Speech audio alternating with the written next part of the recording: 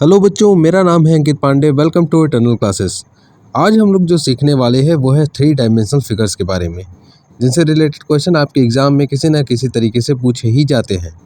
जो सबसे पहला फिगर हम लोग आज डिस्कस करने वाले हैं वो है क्यूब। क्यूब के पास 6 फेसेस, 12 एजेस और 8 वर्टिसेस होते हैं। अगर किसी क्यूब की साइड ए है तो उसका वॉल्यूम जो होता है वो हो जाएगा ए क्यूब, जबकि उसका लेटरल सरफेस एरिया हो जाएगा 4a² और उसका टोटल सरफेस एरिया हो जाएगा 6a²। उम्मीद है आपको क्यूब समझ में आ गया होगा। अगला फिगर जो हम लोग करने वाले हैं वो है क्यूबॉइड। क्यूबॉइड के पास भी 6 फेसेस, 8 वर्टिसेस और 12 एजेस होते हैं। अगर किसी क्यूबॉइड की लेंथ l है, ब्रीथ b है और हाइट h है तो उसका जो वॉल्यूम होगा वो हो जाएगा l into b into h, जबकि उसका कर्व्ड सरफेस एरिया हो जाएगा 2 in bracket l plus b into h। उसका टोटल सरफेस एरिया जो होगा वो हो जाएगा 2 ब्रैकेट में l into b plus b into h plus l into h। अगर इस क्यूबॉइड के डायगोनल की बात करें तो वो हो जाएगा √l² plus b² plus h²। उम्मीद है आपको क्यूबॉइड भी अच्छे से समझ में आया होगा। अब चलते हैं अपने अगले फिगर के ऊपर, जो है हमारा सिलेंडर। अगर सिलेंडर के बेस का रेडियस r है और सिलेंडर की हाइट h है तो सिलेंडर का कर्व सरफेस एरिया हो जाएगा 2πrh, जबकि उसका टोटल सरफेस एरिया हो जाएगा 2πr in bracket r plus h। और अगर इसके वॉल्यूम की बात करेंगे तो वो हो जाएगा πr²h। अगर आपको सिलेंडर समझ में आ गया है तो अब चलते हैं आगे कोन की तरफ। सिलेंडर की तरह ही अगर कोन का रेडियस r है और उसकी हाइट h है तो इसमें स्लांट हाइट जो होगी हो जाएगी √r² प्लस h², जैसा कि आपको स्लांट हाइट l फिगर में दिख रहा है।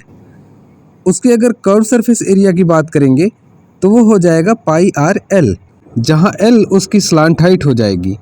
उसके टोटल सरफेस एरिया की बात करेंगे तो वो हो जाएगा πr ब्रैकेट में l प्लस r, जहां l स्लांट हाइट हो जाएगा।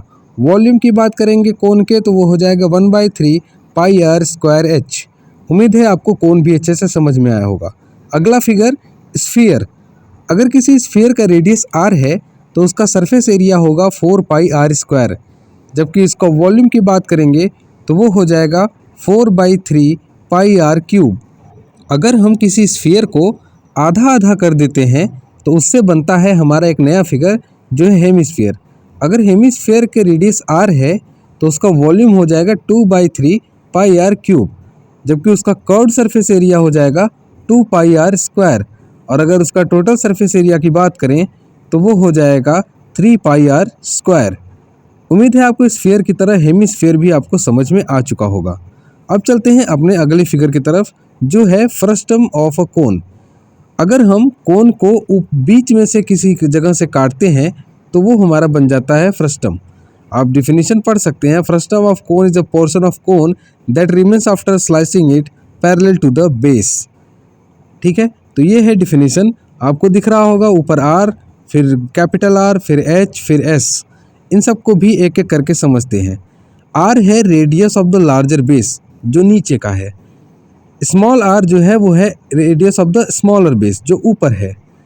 h परपेंडिकुलर हाइट है, s है इसकी स्लांट हाइट। यहाँ तक आपको अगर समझ में आ गया है तो अब आगे बात करते हैं इनके फॉर्मूले की। फॉर्मूले में जो सबसे पहला फॉर्मूला आता है वो आता है स्लांट हाइट का।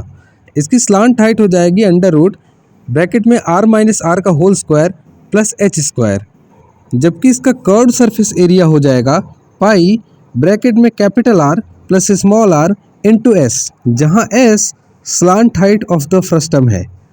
इसके बाद अगर इसके टोटल सरफेस एरिया की बात करेंगे तो वो हो जाएगा पाई ब्रैकेट में capital R plus small r into s plus pi bracket में capital R² plus small r², जहाँ पे s जो है वो स्लांट हाइट फिर से हो जाएगा। इसके बाद अगर फ्रस्टम के वॉल्यूम की बात करेंगे तो वॉल्यूम ऑफ फ्रस्टम का जो फॉर्मूला होता है वो हो जाएगा 1/3 πh ब्रैकेट में capital R² plus small r² plus capital R into small r। उम्मीद है आपको फ्रस्टम भी समझ में आ गया होगा। यहाँ पे हम इस लेक्चर को ख़त्म करते हैं। Thank you so much. Question आप सबको पता है, हम लोग पेन और पेपर पे सॉल्व करते हैं साथ मिल के, तो वैसे ही आगे भी इस चैप्टर के जो भी क्वेश्चन होंगे वो हम पेन और पेपर की मदद से सॉल्व करेंगे। Please like and subscribe the channel for more updates.